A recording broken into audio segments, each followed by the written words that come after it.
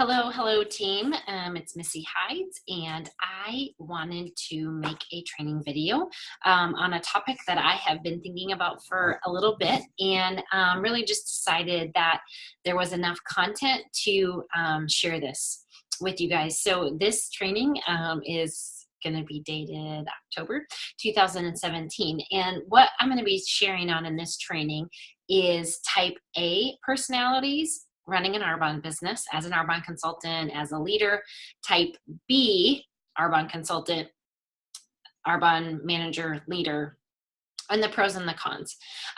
Because I've been in this business now long enough, over a decade, that I, can kind of identify what I am, but I also can identify what other people are. And there are absolute strengths to both types, and there are also weaknesses, particularly as they relate to this business. And so, there are a lot of leadership tools out there now. There's a lot of tests. There's like strength finders. There's different ones that are more geared towards if you're introverted or extroverted. And what I have loved about this business is that there is a place for everyone. There just is, and there's not only a place for everyone, but there is a place for everyone to grow and to develop. So we're not static, we're not stuck, we're not hardwired to be just a certain way. We can learn new skills, we can learn new tools, we can learn new ways. And there's just a few things that I wanted to share to give some insights, to give some reflective points for you as you are journeying through your business. So you might be watching this and you might be a brand new consultant. And so some of this is going to apply and some of it you won't maybe apply to you for a little bit. Others of you have been in your business long enough that you're like, oh my gosh, I so understand and relate to a lot of these things. But what I first want to do is I want to just kind of give some characteristics of a type A, and then I'm going to give some characteristics of a type B. Again, one is not better than the other. They're really not. And you want both in your business. You want both in your life. But you really do want both in your business. They're going to bring strengths to the table, and the weaknesses of one are going to be compensated by the strengths of the other, and vice versa. And so let's start with our type A. So our type A's, these are typically early attractors to the business. They hear this opportunity. It is a business really built on, unlimited potential. They're in control, all of those things. And so this business many times attracts type A's pretty quickly.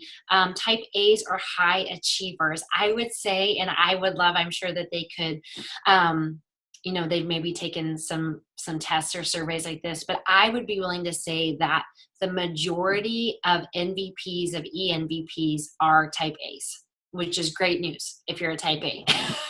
Because you already are kind of in that niche, you're in that mold, in that category. Not saying that type B's can't be NVPs, but MVPs who are high achievers in this business probably lend more to being type A's.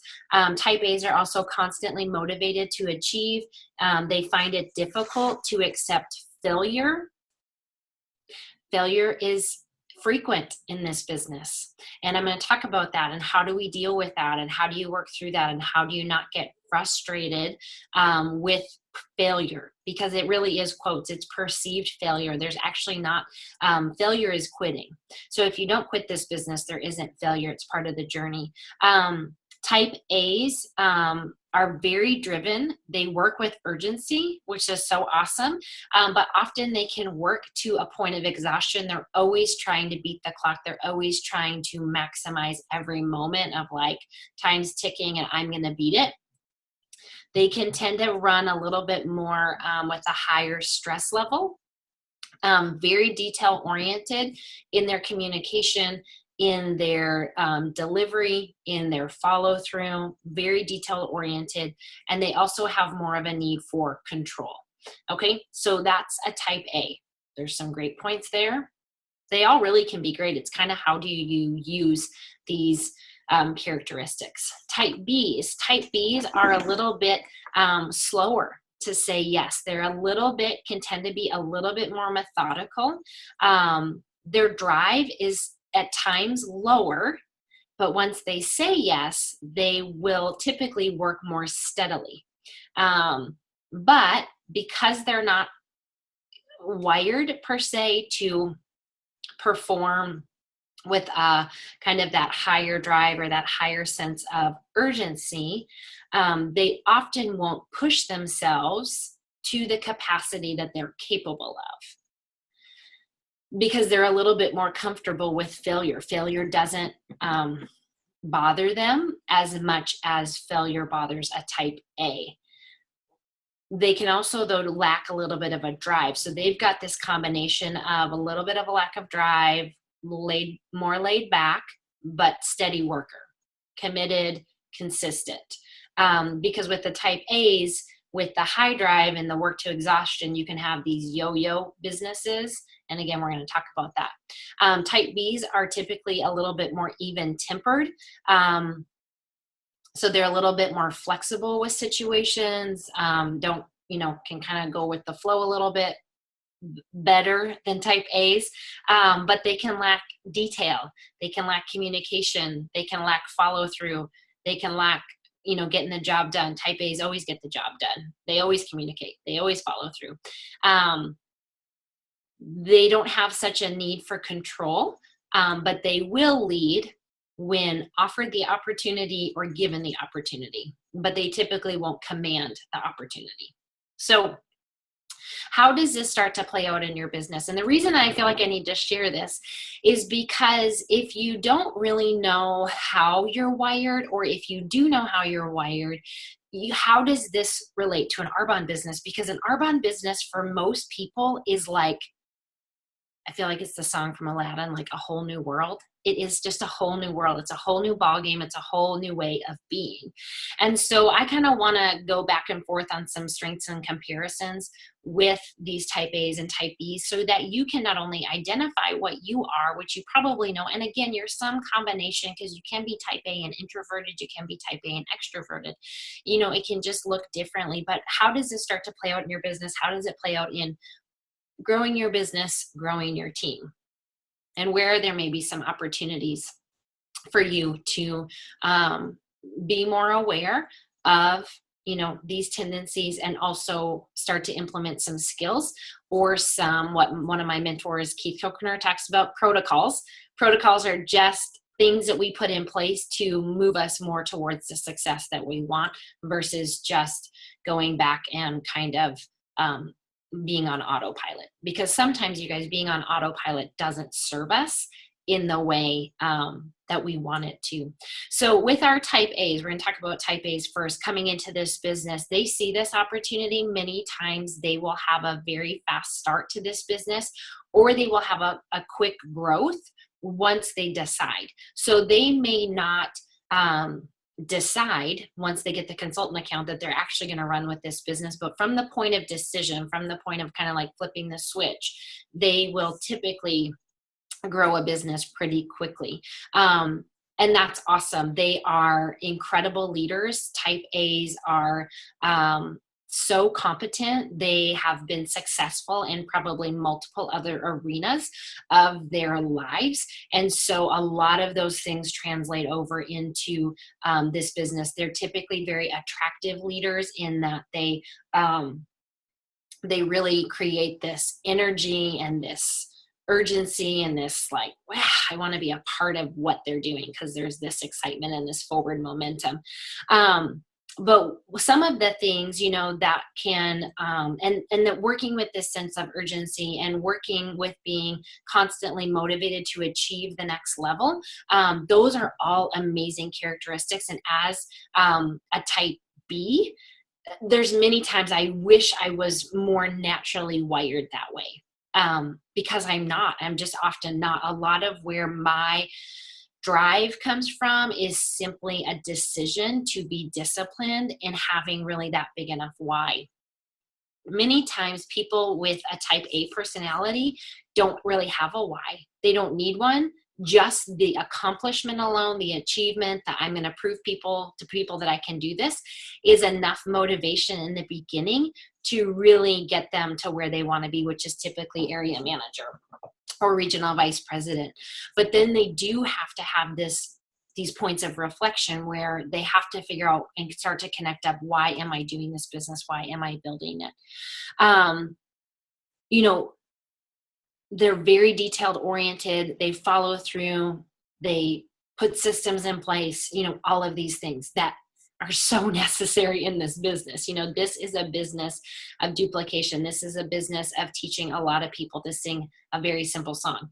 And type A's get that. They understand that all makes sense to them. And they know that if you don't communicate clearly, concisely, quickly, that you certainly cannot duplicate that. Okay. So those are all amazing things that you want to be looking for in yourself. Do you have those things? And you probably are going to know if you're a type A or not at this point. But then how are those things that you can wield to your advantage in this business? Okay. But then on the flip side, I want to talk about, how do you make sure that some of these characteristics don't take you out? Because they can. And I think type A's, in what I have seen personally in my business, they'll get taken out more quickly than a type B. And here's why. Type A's really struggle with not hitting goals. And you're probably like, if you're a type A, you're like, duh. I set a goal, I need to achieve it. So they struggle to set these stretch goals. They like to stretch goals that keep them comfortable, that they know are attainable. If they have month after month after month where they're not hitting a goal that they've written out, and the failure seems too familiar, they will they'll move on often to do something else that they have more quote unquote control of, which typically, you all, is a business or a career that's solely based on their own efforts.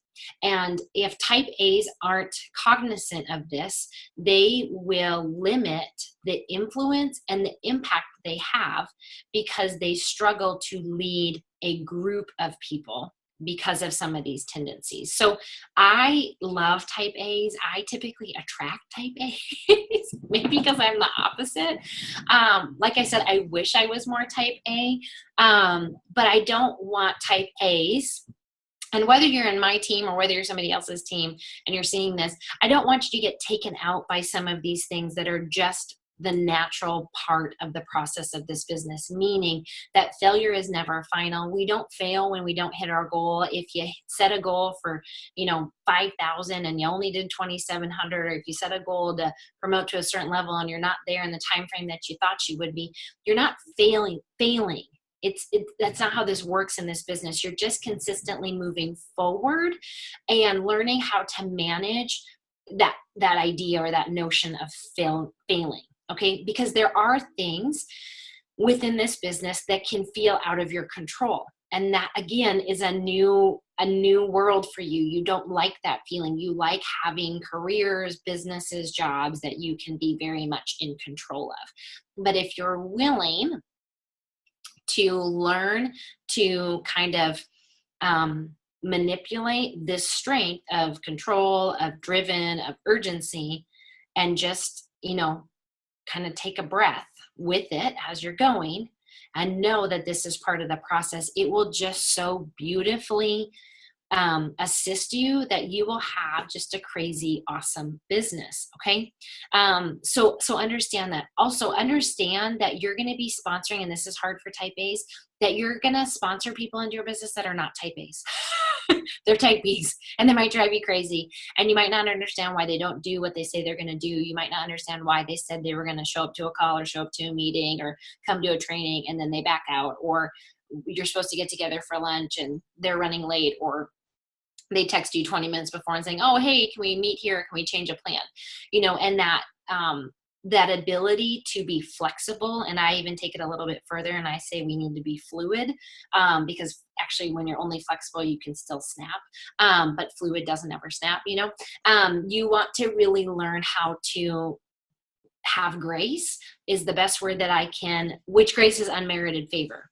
Type B's don't always merit the favor. And they might drive you crazy, and you might have to call a type A friend and be like, oh my gosh, drive me crazy. But if you don't learn how to lead and work with type Bs and even some type As, you're going to limit the ability of what you can grow in this business. Okay, so be mindful of that. And often understand that your influence as a type A is going to inspire and raise up some of the things, some of the weaknesses in type Bs. That type Bs, I can say for myself, we want to have some of those things that you guys have. We want to have that discipline, that diligence, that urgency, that I say I'm going to do it, so I get it done, and I am a product of just surrounding myself with enough type A's, enough go-getters, enough achievers that I have learned how to hone some of those skills in order to be an achiever, but it's not my natural bend. Okay. The other thing that as type A's you have to learn to manage is the communication factor, particularly with those that you're reaching out to about the business, about booking your calendar, all of those things. Because type A's, you respond promptly, you respond thoroughly. Even if the response is no thank you, you respond. You return phone calls, you return texts, you return emails. Type B's, we don't always do that. Type A's, you have like no red dots on your phone screen. Type B's, we kind of are like, oh, how many red dots can we get? We don't really purposefully do it that way. We just function different. Often when people are not responding to you, whether they're a type A or a type B, it's because your business is not a priority to them. It's just not a priority yet. It's not that they're purposefully avoiding you. It's just not a priority, particularly if they're a type B. They don't give much thought to because they don't have a stress level of like, oh, this person called me, I got to call them back. It doesn't even really click in the brain that should be stressful.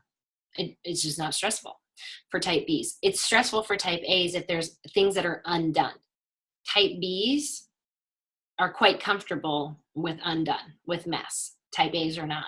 So it can be difficult for type A's to understand why people don't get back to them, why they don't respond, again, why they don't do what they say they're going to do, because when you say that you're going to do something, you do it. Then again, though, that leads to that if I say I'm going to do it and I don't hit the goal, I feel like a failure, and I hate feeling like a failure because I don't fail. That's not normal for me. So if I'm going to be failing in this business, then maybe I should leave the business. Okay, do you see how that can kind of play out? So I just want to give you guys a word of caution to hone these strengths that you have. Realize that at times, unwielded, they can be a hindrance, they can be a weakness, and then really just learn how to put some protocols or some skills in place to either retrain the brain on some of these things or to kind of modify, as they pertain to the business. But you're not going to change, some of these core wirings of how you are. And they're good things, you guys. Type A's are awesome. Type B's are awesome. But it's just, there's so much there. So this is not a comparison thing. It's just more of an awareness and to be mindful of it. The other thing with type A's is that they can have a high sense or a high need to control. And while that can definitely be a strength in that they're responsible, they kind of think, in terms of making sure that there's nothing kind of unsteady or, they try to just make sure everything's got as much control as possible. Again, where this can start to work against them a little bit is really in two places. The first is that you can have a sense of lack of control at times over your calendar when people reschedule, they rebook, they cancel, and you can be like, I said I was going to get in front of 30 people this month, and now I'm only at 17 because XYZ happened, and you really can't control that. You can't control when somebody reschedules, somebody gets sick, somebody has a baby, somebody dies, all of those things. So how you have to learn how to manage I don't know if the word's not, I guess just manage those feelings of not always having complete control. of the business. What you can do is you can always go and you can always put forth your best effort to rebook those activities, to overbook the calendar, so that as things start to drop off or shift, there's still enough in place for you to reach your goals. Type A's, I feel like, operate best with an overfull calendar, because even when things move and drop off, they still have enough things in place to hit their goal. And at the end of the month, that's really what they want. They want to hit that goal, because that, they're goal oriented, they're achievers. They want to have that sense of accomplishment. They're, many times they're not necessarily driven by gifts or things.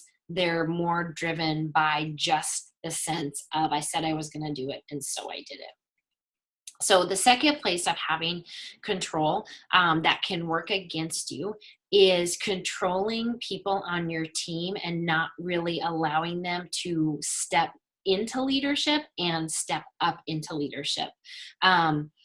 And this is always a process, and I have not perfected this on any level, but these are just some things I've really been reflective of over the last couple of weeks. And when we have a need to control, for whatever reasons, it can be lots of reasons, we can limit the abilities of others. We can limit the creativity in others. We can limit the potential in others. And so this is a business where you really, and I know this might be hard for a type A, you are trying to be the best consultant on your team, but you're trying not to be the best consultant on your team, in that you are really working to create better leaders than you, to create better consultants than you, to create more influential, more impacting leaders than you are. And as I believe that the biggest compliment as a leader, as a parent, is to raise up people that are better at the job than you are.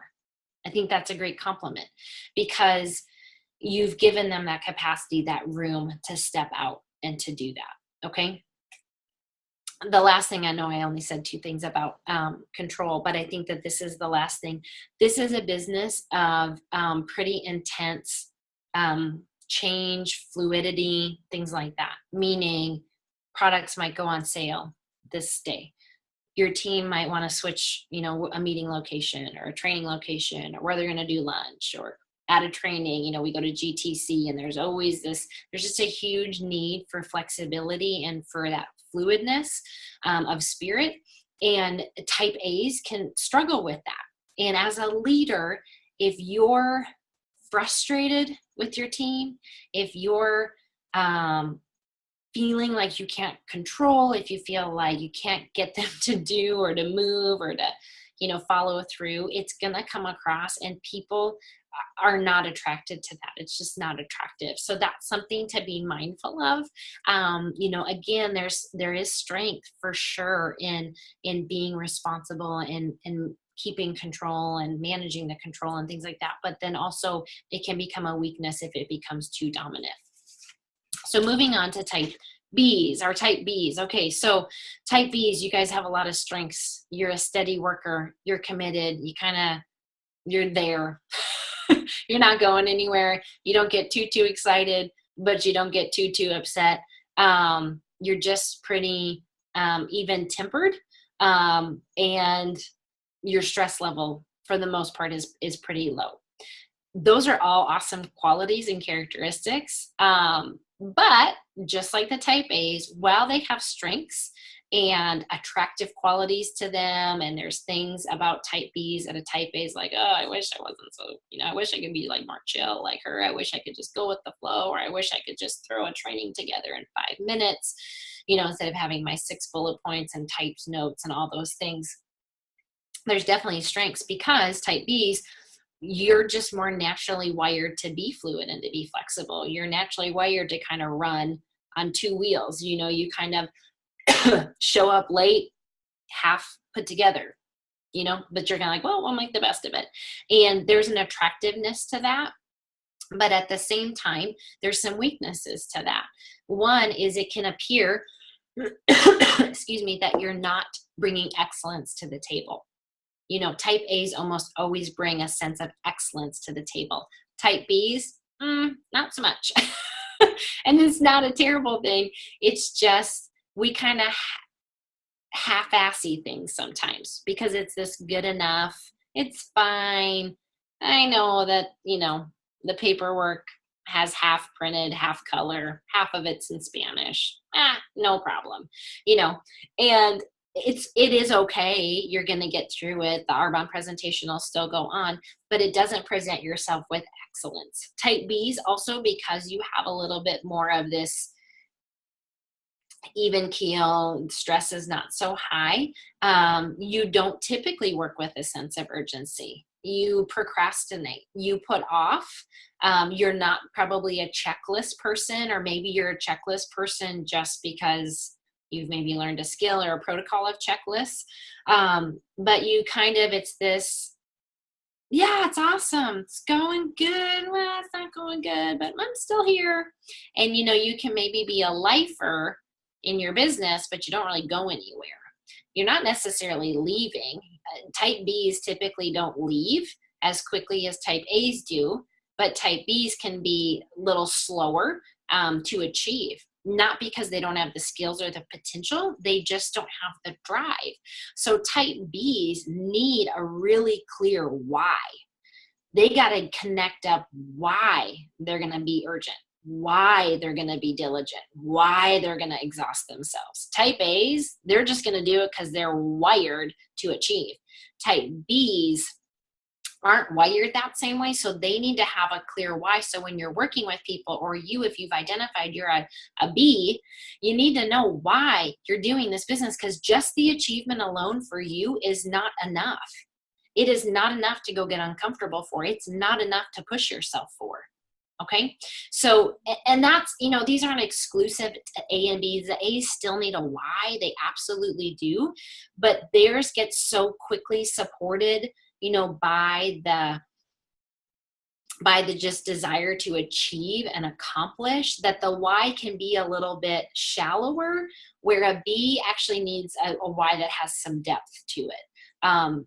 Because the depth is what's going to help shore up some of that lack of urgency that Bs have. Bs, because we are not super driven, we can lack on details. We can aggravate the fire out of our team because and I'm sure some of you all are laughing as you're watching this, I'm a Type B, and that's something where I can't excuse myself as a leader. I can't say, I'm just, everything's just kind of little half effort.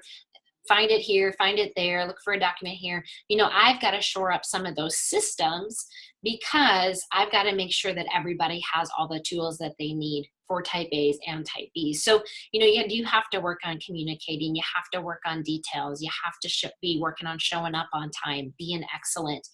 Those are not naturally things that, can tend to be a characteristic for us. Now, you might have been parented or raised.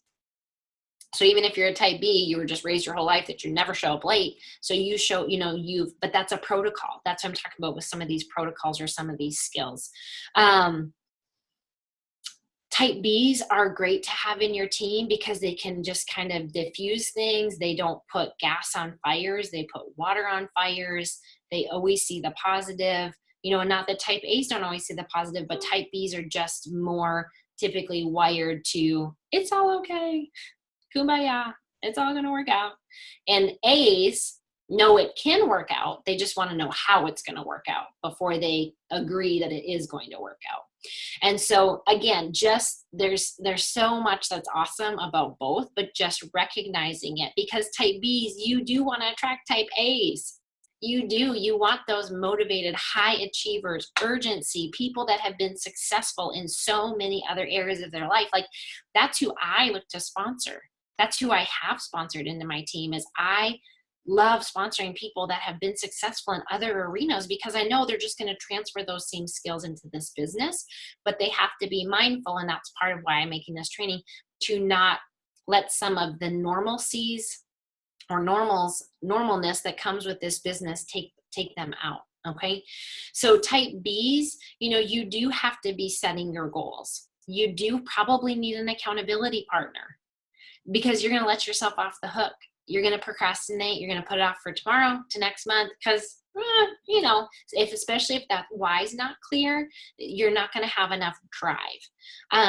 Type B's, you know, many times don't respond in the appropriate manner, timely manner. So just be working on those things. But also type B's, you know, pushing yourself to step up to lead, pushing yourself to put yourself out there, to assert yourself a little bit more, to take that ownership. You know, I love, I think Joel Goddard was just saying the other day on a training of just, you know, kind of extreme ownership, taking that and not defaulting to a type A and letting them lead you. You lead yourself first. So, you know, I think that, you know, that there's, again, strengths absolutely to both. There's weaknesses to both. And understanding how they relate to this business so that the things that, like I've said, are normal in this business don't take you out because of the lens that you operate out of or that you look at situations through. And as quickly as you can identify these things about yourself, as quickly as you can be communicating them to your sponsor, and then also communicating to those that you bring on to your business.